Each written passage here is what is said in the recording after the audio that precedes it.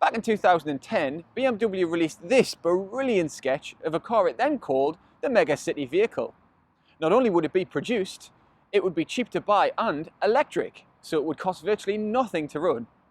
Well, a few years later, the production version has arrived.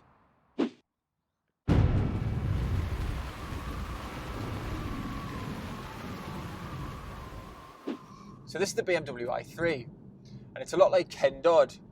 There's a modern reference for you. But it is, because when you first look at it, it's silly, it makes you laugh. But then when you dig a bit deeper, you realise that there's genius and method in the madness. And you don't have to pay any tax. Because it's an electric car, I mean. Now BMW could have made its first full production electric car look a bit more normal, like a Nissan Leaf, or a Tesla even. But it didn't. And that's probably because it wanted the car to say, "Look, aren't I clever?" Exactly. BMW spent years making prototype electric cars out of the Mini and the 1 Series and then giving them to people to try.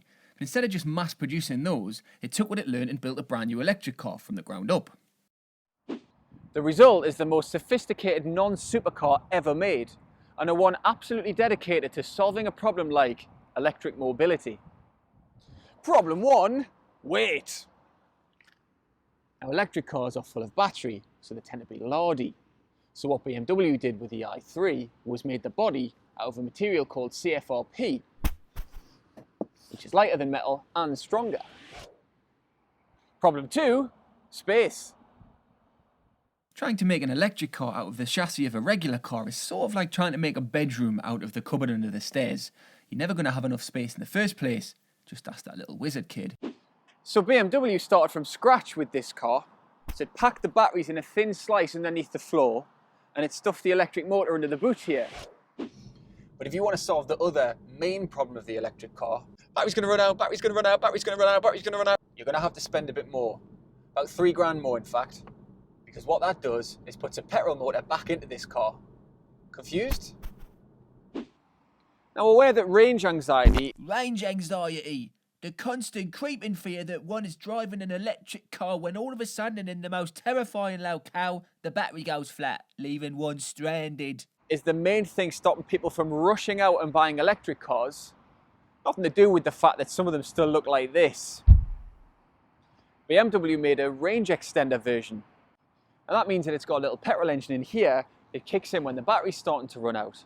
And it takes the range from about 80 miles in the electric one to about 160 miles in the range extender. Now this one's the pure electric car, so you're going to have to plan your journeys carefully with it.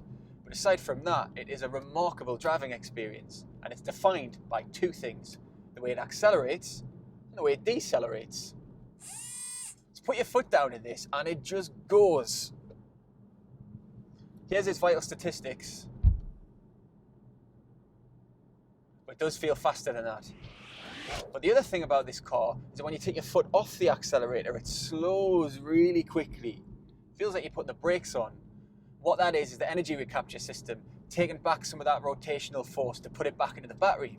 It's very strange, very difficult thing to get used to. But get used to the way it drives, and this is almost a perfect city car. It's really quiet, it's really agile, the steering is really sharp, and it's got a turning circle like a London taxis. It's brilliant. Now, some of this ugliness is for a reason. Take this back window, for example, which looks, well, looks stupid, doesn't it, really? But it lets more light into the cabin because it's taller. And loads of this interior trim is recycled. And by goodness, BMW wants you to know it.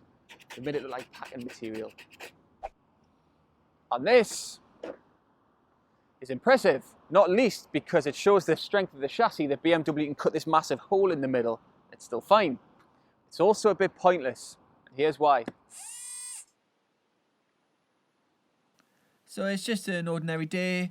I've just been to pick up Holly from Robson and Jerome concert, and we're pulling into the driveway and we want to get out the car and go in the house. So we'll pick the story up from there.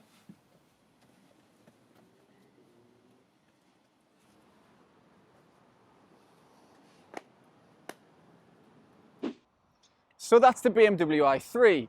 So good, so ugly. But it's only half the story. Let's go back a bit.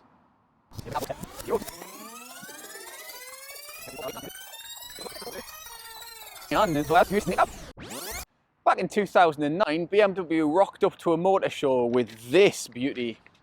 It was called the Efficient Dynamics concept, and not only did BMW say it would be produced, it would also be electric, so it would cost virtually nothing to run. A few years later, it's arrived.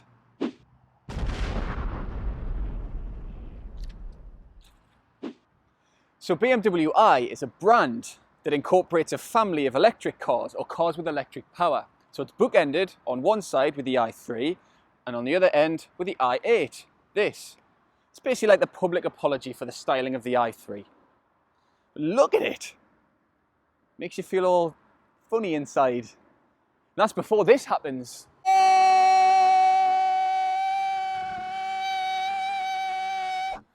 The very same development and focus on efficiency has gone into both of these cars. It's just been done in different ways. So the priority for this one has been space and day-to-day usability. And the priority with this one has been, how can we make the most awesome electric car imaginable? The BMW i8 is not actually a full electric car like the i3 is. It's a hybrid. So it's got a petrol motor at the back driving the back wheels and an electric motor at the front driving the front wheels. Here's how it works in a bit more detail. So they put a tiny mini engine at the back here. All right, stop laughing, I haven't finished. And then they put an electric motor at the front, and the result is four-wheel drive, but also this. And more importantly, this. Not laughing now, are you? The amazing thing is, even though it's much more clever, more sophisticated, and more efficient than pretty much everything else on the road, it's still just brilliant at being a normal, fun, pure sports car. It's kind of like it's got one foot in the future, but it remembers that you want to have one foot in the present as well, having a good time. Yeah, stop. Thanks. The iCar's an entirely win-win. The i8 isn't quite as good to drive as the default 100 grand-ish sports car experience, the Audi R8. And going back to the i3, if it's an electric family car you're after, the Nissan Leaf does that a lot cheaper, and let's face it, it's a lot less weird. But in both those cases, these are the two cars that I'd take any day of the week. Why? They're just so different, so clever, so exciting. I'll just leave you to look at them for a while.